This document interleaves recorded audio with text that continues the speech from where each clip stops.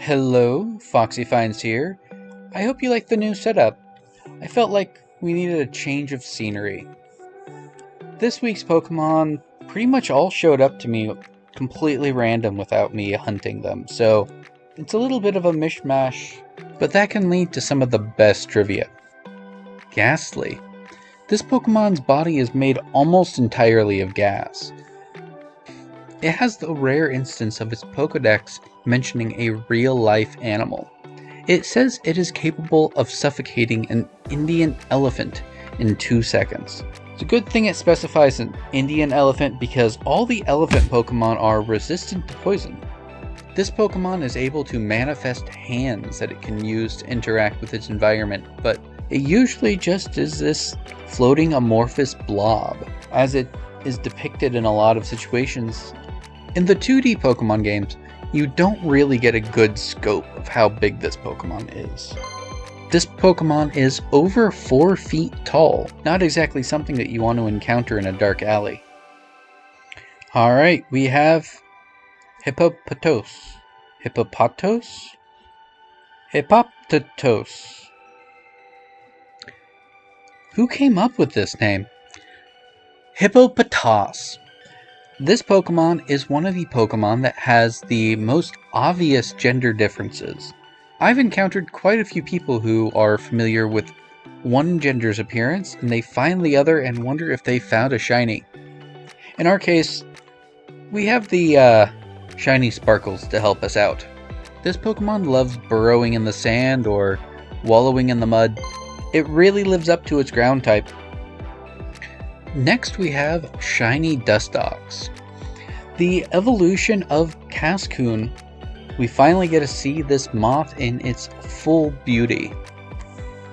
You may have noticed that I tend to save when I find a shiny, though I do edit it out from time to time. This catch is one of the examples as to why I do that. This Pokemon just didn't want to catch, and it happened to be a night exclusive Pokemon. When morning hit, the Pokemon flew up and despawned. I was able to close out the game and had a second chance at the Pokemon. I highly recommend saving before encountering a shiny Pokemon that you see in Legends Arceus, Pokemon Scarlet, and Pokemon Violet. In the anime, Jessie had a Dustox that eventually fell in love with a shiny Dustox and they parted ways. Every time in the anime that Jessie or James have to part with one of their Pokemon, it's always a heart-wrenching episode. This is the only Pokemon that evolved from a cocoon that didn't have a decrease in defense stat. Next we have Shellos. This Pokemon also has 2 forms, similar to how Hippopotas has 2 forms, but these are location-based instead of gender-based.